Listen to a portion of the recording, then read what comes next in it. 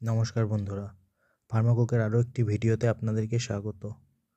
হালকা শীতের রবিবারের দুপুরে যদি এরকম পাতলা ঝোলের খাসির মাংস, তাও আবার মাঠ থেকে তুলে আনা টাটকা গোটা আলু দিয়ে হয়, তাহলে তো জমেই যায়।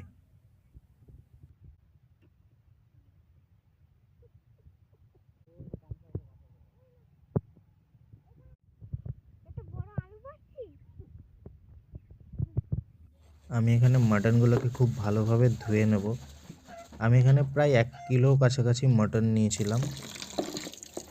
এখানে আমি পার্টিকুলার যে কোনো একটা পোর্শন নিইনি, সব রকম মিশিয়ে নিয়েছি। এর মধ্যে কিছুটা চর্বিও ছিল। আমি এর মধ্যে মিশিয়ে নিলাম কাশ্মীরি লঙ্কার গুঁড়ো আর 2 চামচ মতো নুন।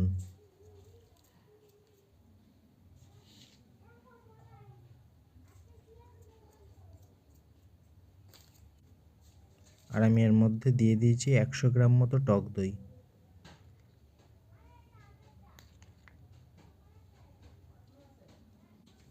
এরপর এটাকে ভালোভাবে মিশিয়ে নিতে হবে।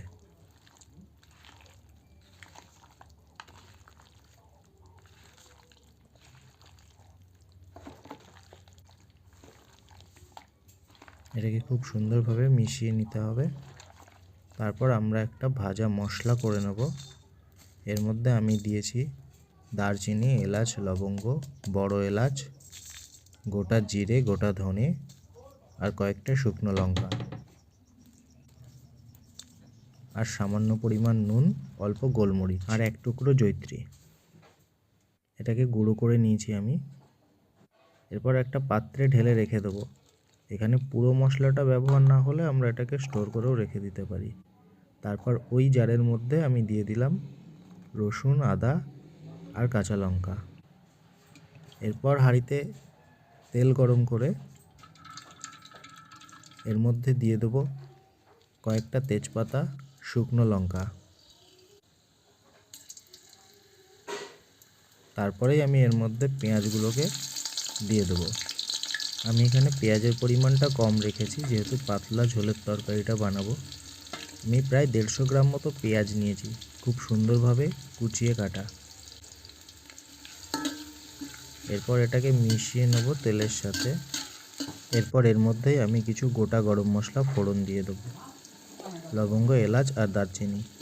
এটাকে তেলের মধ্যেও দেওয়া যায়, কিন্তু আমি এটাকে পেঁয়াজের মধ্যে দিই, তাতে ফ্লেভারটা ভালো আসে। আর এর মধ্যে সামান্য একটু জিরে ফোড়ন দিয়ে দেবো। এরপর পেঁয়াজটা যতক্ষণ না লাল লাল হয়ে ভাজা হচ্ছে, তেলের মধ্যে নাড়তে হবে। আমার পেঁয়াজটা লাল লাল করে ভাজা হয়ে গেছে। তার মধ্যে আমি আদা, রসুন, কাঁচা লঙ্কার পেস্টটাকে দিয়ে দেবো। এটাকে দেওয়ার পরে লক্ষ্য রাখতে হবে যাতে হাঁড়ির তলায় লেগে না যায়। তার জন্য আপনাদেরকে মোটামুটি এটাকে নাড়তে হবে, কারণ আদা দেওয়ার ফলে হাঁড়িতে লেগে যাওয়ার একটা চান্স থাকে। এই সময় আপনি চাইলে আঁচটাকে মিডিয়াম করে দিতে পারেন। তারপর এখান থেকে কাঁচা গন্ধটা চলে গেলে ম্যারিনেট করে রাখা মাটনটা এর মধ্যে দিয়ে দিতে হবে।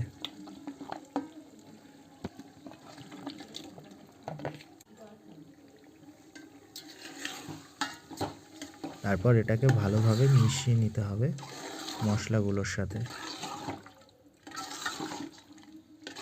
এভাবে আপনারাও একবার বাড়িতে বানিয়ে দেখবেন হাঁড়ির মধ্যে করে মাটন।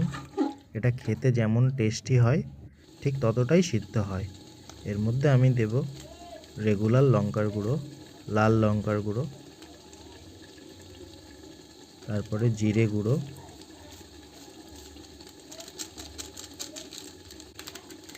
ধনে গুঁড়ো আর বেশ খানিকটা কাশ্মীরি লঙ্কার গুঁড়ো। এটা আমি কালারের জন্য ইউজ করছি। তারপর এটাকে ভালোভাবে মিশিয়ে নিতে হবে। এই সময় আঁচটা আমার বাড়ানো ছিল। এই সময় খেয়াল রাখতে হবে যাতে মশলাগুলো নিচে লেগে না যায়। তারপর আমি এর মধ্যে দিয়ে দিলাম হলুদ গুঁড়ো। এটাকে ভালোভাবে মিশিয়ে নিতে হবে।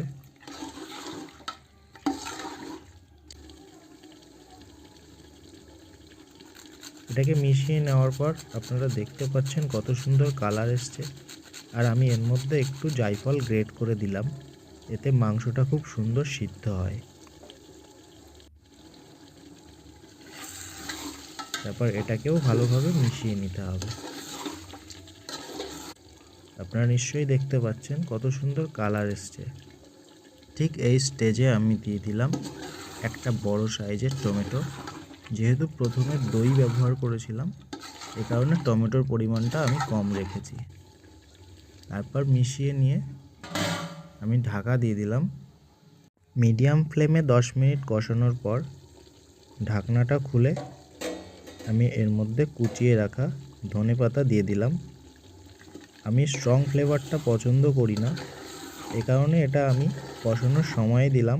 আপনারা চাইলে শেষেও দিতে পারেন। এরপর ভেজে রাখা মশলাটা আমি এখানে অর্ধেকটা দিয়ে দিলাম, যেটা আমরা তৈরি করেছিলাম রেসিপির শুরুতেই। তারপর এটাকে ভালোভাবে মিশিয়ে নিতে হবে। এভাবে কষাতে কষাতেই আপনার মোটামুটি 70% সিদ্ধ হয়ে যাবে। তারপর আমি এর মধ্যে দিয়ে দিলাম গোটা আলু। আমি আলুগুলোকে হালকা চিড়ে নিয়েছি, অল্প পরিমাণ চিড়ে নিয়েছি যাতে ভেঙে না যায়। এটা নতুন আলু, সিদ্ধ হতে বেশি সময় লাগে না। আপনারা সেভাবেই এটাতে হালকা করে চিড়ে দেবেন। তারপর আমি ঢাকনা দিয়ে এটাকে প্রায় 15 মিনিট মতন রাখার পর ঢাকনাটা খুলে এর মধ্যে পরিমাণ মতো জল দিয়ে দিলাম। যেহেতু গ্রেভিটা আমি একটু পাতলা বানাবো, তাই জলের পরিমাণটা একটু বেশি দিয়েছি। আপনারা চাইলে ঝোলটা কমও দিতে পারেন। এরপর আমি এর মধ্যে স্বাদ মতো আরও একটু নুন অ্যাড করে দিয়েছি। তারপর এটাকে মিশিয়ে নিয়ে আরও 15 মিনিট মতো রান্না করে নিয়েছি।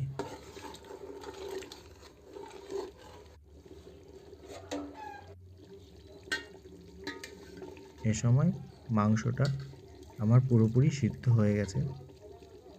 আপনারা দেখতে পাচ্ছেন কত সহজে এটা ভেঙে গেল। এরপর আমি গরম মশলা এর মধ্যে অ্যাড করে পরিবেশন করে আপনাদেরকে দেখাবো।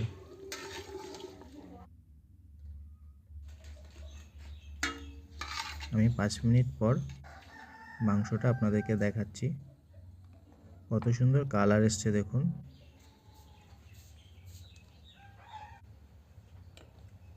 এভাবে আপনারা একবার বাড়িতে বানিয়ে দেখবেন, এটা খেতে খুব সুন্দর হয়।